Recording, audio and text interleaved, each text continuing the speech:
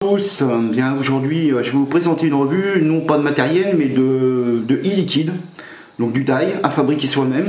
Donc bon, on voit tout ça en plan serré, je vous explique comment fabriquer un produit et puis après on regarde un petit peu la vape. Allez, à tout de suite. Voilà, de retour pour vous présenter donc une revue sur le dye, do it yourself, qui veut dire fabriquer soi-même. Donc ça sera une revue sur les liquides, comment fabriquer son liquide. Donc je vais vous présenter le matériel et les ingrédients qu'il faut, et après on passera à une petite règle de sécurité quand même qui est importante, et puis après on va fabriquer un produit. Donc voilà, donc pour ce faire, pour fabriquer son produit, il vous faut déjà un petit flacon vide.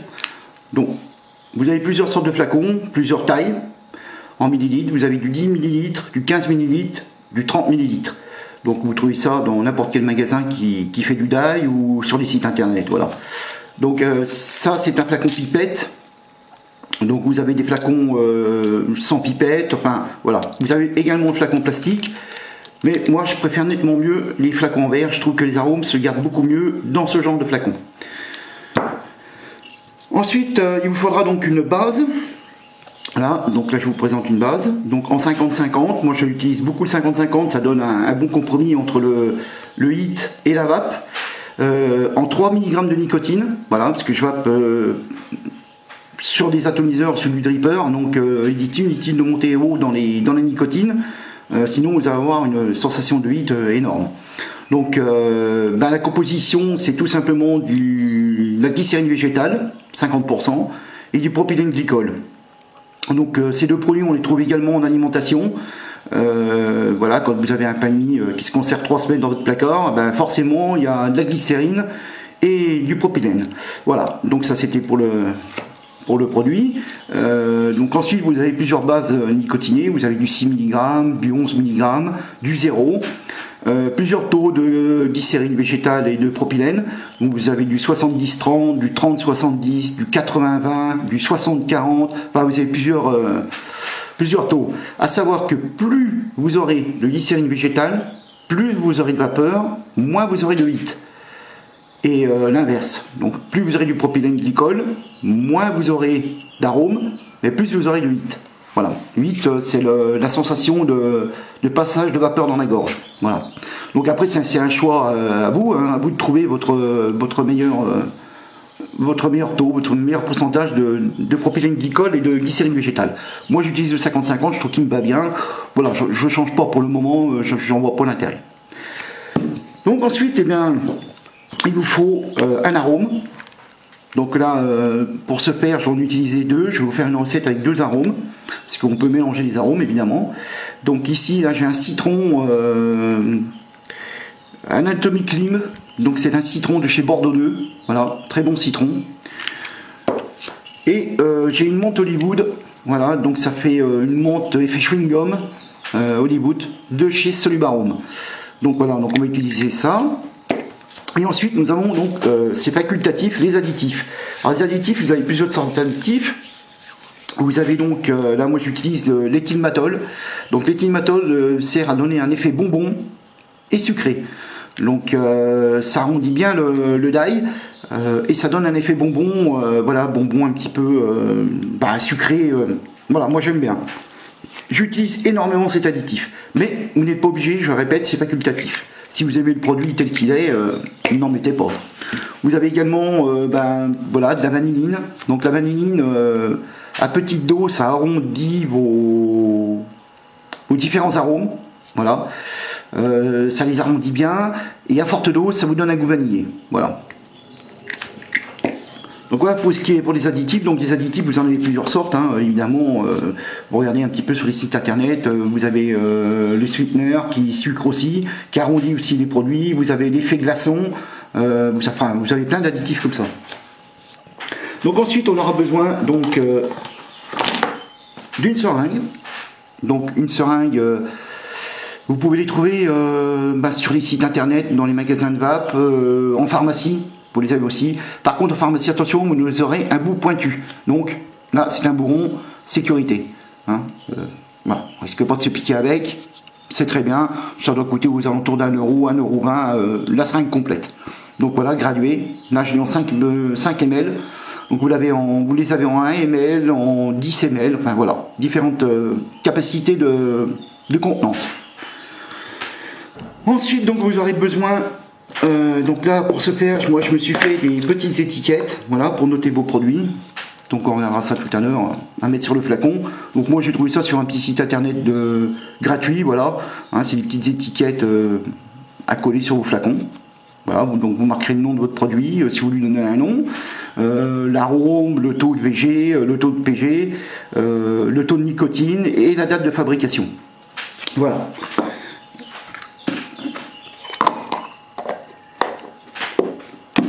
Donc maintenant on va passer à la fabrication du produit. Donc à savoir que moi j'ai un flacon de 15 ml, donc je vais me fabriquer 15 ml de 10 liquides. Sachant que moi je compte 30 gouttes pour 1 ml d'arôme. Donc il faut déduire, ça vous fait donc 15 ml en tout, c'est-à-dire la base plus l'arôme. Donc si vous mettez 30 gouttes pour 10 ml, ben vous mettrez que 9 ml de base. Voilà. Donc déduisez votre arôme de votre base. Là je vais faire 15 ml, donc ça va me faire 1 ml 5 pardon, de moins de base. Donc ça va me faire 13,5 ml de base pour 1,5 d'arôme. Voilà, donc ben on va commencer déjà. Ah oui, donc on va revenir sur le point sécurité.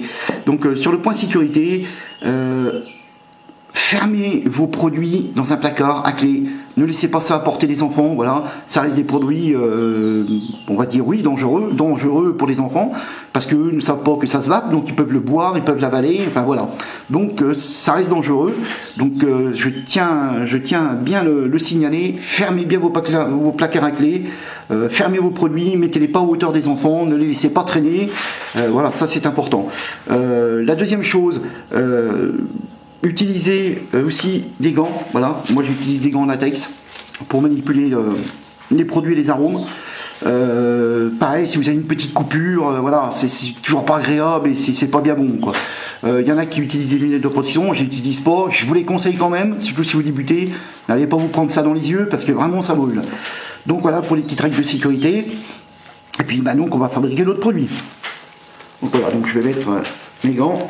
Donc les boîtes de gants, hein, vous les trouvez pareil en pharmacie, c'est des boîtes de sang, ça ne coûte pas une fortune, et au moins, et puis en plus vous n'avez pas les doigts sales, quoi. Comme ça, c'est des produits qui sont un petit peu gras, donc toujours pas agréable de travailler avec des doigts avec des produits gras. Voilà, donc maintenant je suis... Oh, j'ai des belles mains, vous avez vu? Donc on ouvre son flacon tout simplement, voilà. Et bon, il y a des gens qui fabriquent leurs produits qui prennent des seringues 1 ml pour prendre leurs arômes. Moi, je compte au nombre de gouttes. Voilà. Donc ici, je vais vous faire un citron menthe Hollywood.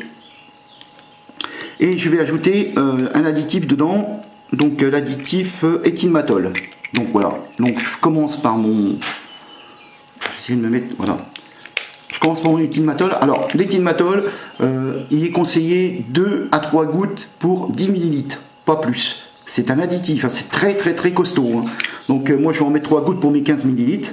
Donc voilà. 1, 2, 3. Ensuite, vous prenez donc un de vos deux arômes. Donc en l'occurrence ici, le citron Bordeaux 2, Atomic Lime. Voilà. Et donc le citron, j'en mets 30 gouttes.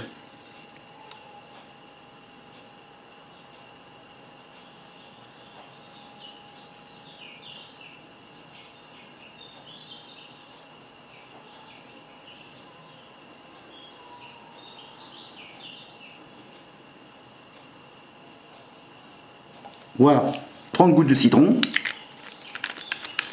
Alors, ça, c'est un dye qui me convient à moi. Donc, évidemment, chaque personne aura un palais différent, un odorat différent.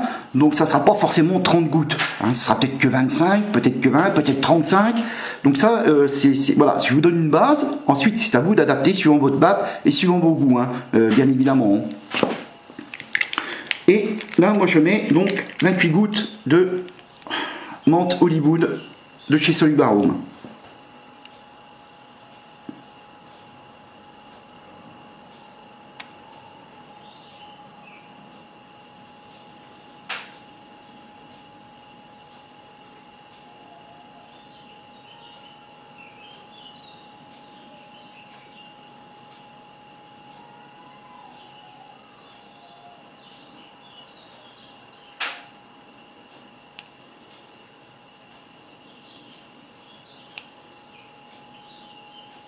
Voilà.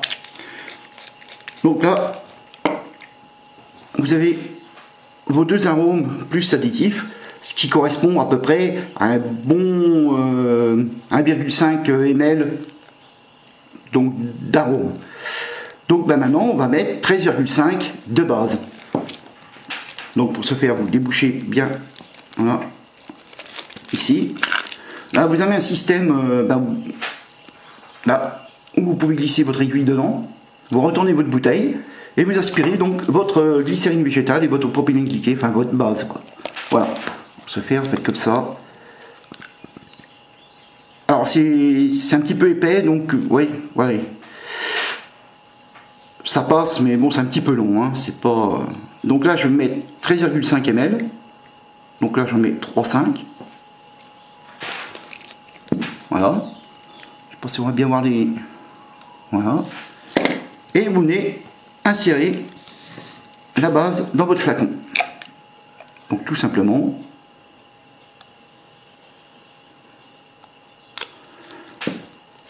Et donc là, je vais revenir mettre 2 fois 5 ml. Vous voyez, le produit est quand même assez épais, il vous faut un petit peu de temps, mais bon, après le résultat est quand même là. Vous avez quand même vos produits à vous, avec votre goût, les arômes que vous voulez, l'effet que vous voulez avec les additifs. Donc voilà, pareil, même système. On met sa base dans le flacon. Alors moi je mets les arômes et les additifs en premier parce que quand on envoie la base avec la seringue, ça commence à mélanger. Après vous pouvez mettre vos arômes, après, il n'y a pas de souci.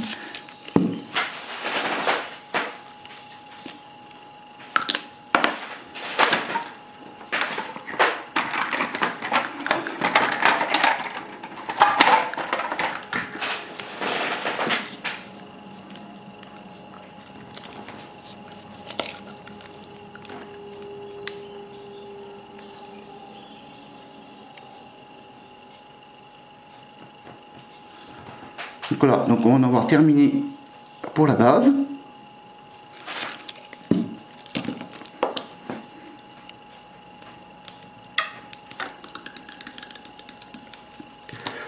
Donc voilà, notre liquide est terminé. Donc vous voyez, je me suis mis un petit peu sur les doigts. Donc ensuite, vous rebouchez votre flacon et vous l'agitez dans une bonne dizaine de secondes pour bien mélanger les arômes et la base. Donc ça c'est quand même assez important. Voilà. Voilà. Donc, votre liquide est prêt. Vous allez me dire, oh chouette, mon liquide est prêt, je vais vaper. Eh bien non, vous ne vapez pas. Je vais vous donner quelques conseils quand même. Les arômes, enfin, vous pouvez le vaper quand même, mais vous n'aurez pas toute la restitution des arômes. Donc moi je préconise sur les arômes fruités, choses comme ça, un minimum de 72 heures de maturation. C'est-à-dire que vous laissez reposer votre liquide, vous le laissez reposer toujours à l'abri de la lumière, donc fermez-le dans un placard, c'est mieux, et agitez-le tous les jours. Voilà, vous le prenez, vous l'agitez, petite dizaine de secondes comme je viens de faire, pour bien remélanger vos arômes, voilà, pour avoir un rendu optimal. Donc, et ensuite, vous pouvez vaper, sans problème, quoi. Donc là, je vais essuyer un petit peu mon flacon, je trouve un petit peu, voilà. Voilà. Donc pour se faire un environnement élégant.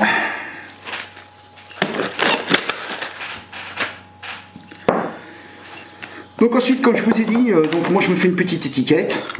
Donc après ça, vous pouvez découper un petit morceau de papier. C'est pas, voilà, c'est pas obligé d'aller sur internet pour faire des petites étiquettes comme ça, mais je trouve que ça fait propre. Et puis donc vous mettez le nom de votre produit. Donc en l'occurrence ici citron menthe.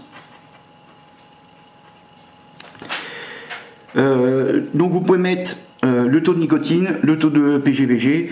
Moi je vais mettre la date d'aujourd'hui, voilà, parce que je suis tout le temps les mêmes recettes. Les recettes sont enregistrées dans mon PC, donc je marque pas forcément le composant. Voilà, donc je vais juste marquer la date. Voilà. Ensuite, vous prenez tout simplement du scotch. une bande de scotch. Vous prenez votre étiquette, voilà, et vous collez sur votre flacon.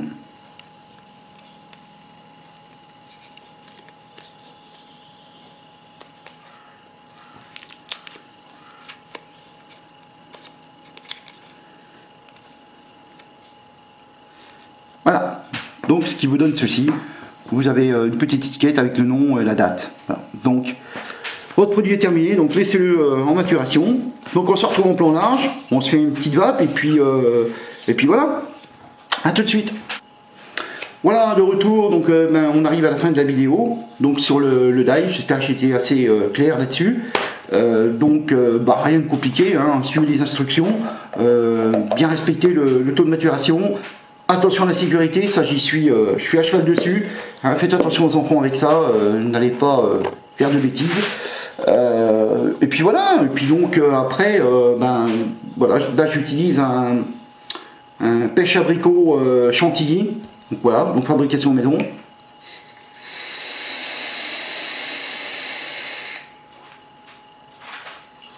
Voilà.